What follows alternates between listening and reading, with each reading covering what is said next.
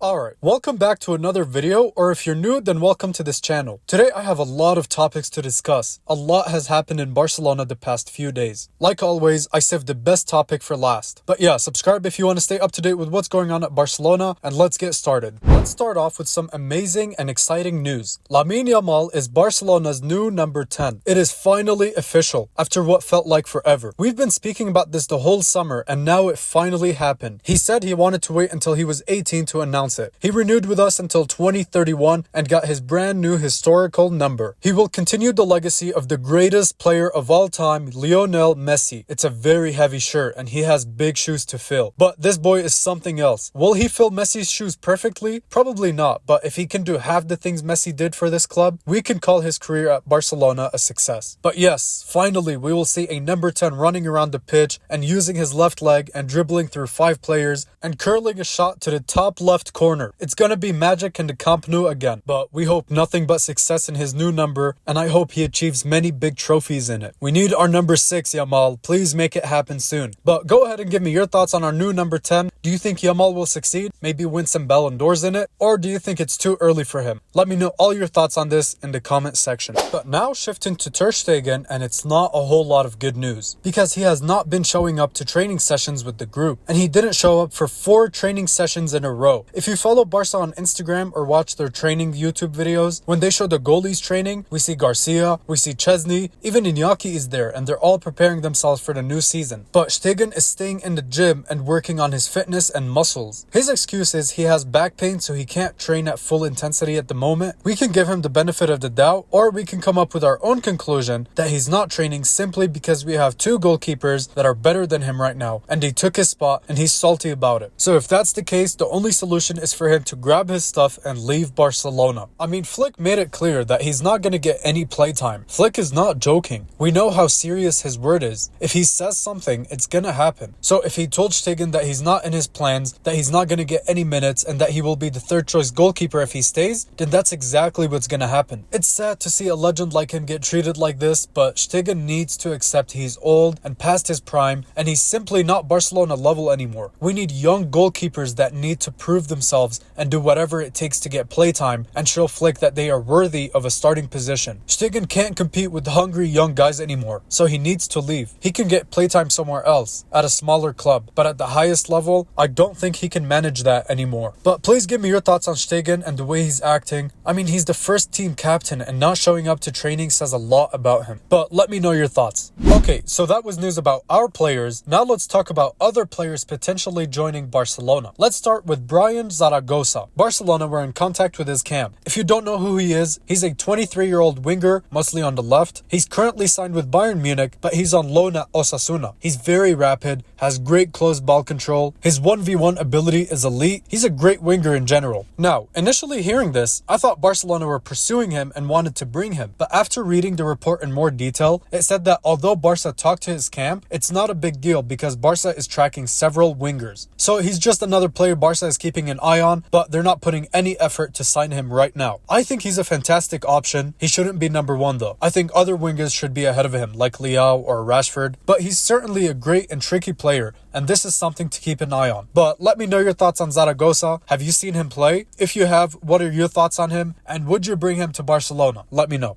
Okay, now I want to share an interesting story that happened after Lamine Yamal's number 10 reveal. So a few hours after that event, Joan Laporta and Deco had a meeting with Jorge Mendes. If you don't know who he is, he's basically a very well-known and well-connected agent in the footballing world, and he's the agent of many big and talented players. So they had a meeting with him and only discussed transfers. It was believed that Rafael Leao's name was discussed a lot. But let me be clear, Jorge Mendes used to be Leao's agent, but they both went their separate ways. But the reports are saying that Mendes still has connections and he's still involved with Leao. I don't know how or why, but he still is. So Barcelona could be interested in Rafael Leao. Yes, that's what I'm talking about. Forget about Luis Diaz. Forget him. He's too expensive. Leao is the one we need to go for. He's the exact profile we need right now at the club. A fast and explosive winger that can create danger from that left side. Bro, imagine Balde and Leao on that left side. Oh my god. No one is stopping them. No one can. But a lot of Barca fans are skeptical about Leao, saying he's too inconsistent and his defensive work rate is subpar. But are we forgetting Flick is our coach? Do you really think Flick would let that slide? I think Flick can bring the best out of Leao and make him a hard worker. Of course he can. He did it with all of our players last season. Why can't he do the same with Leao or any other player Barca bring? I say we go all out for him. Bring him to Barcelona and we will not regret this move, because a player like him is exactly what we need. But of course, give me your thoughts on Rafael Leao. Would you bring him to Barcelona or go after someone else? Let me know your thoughts.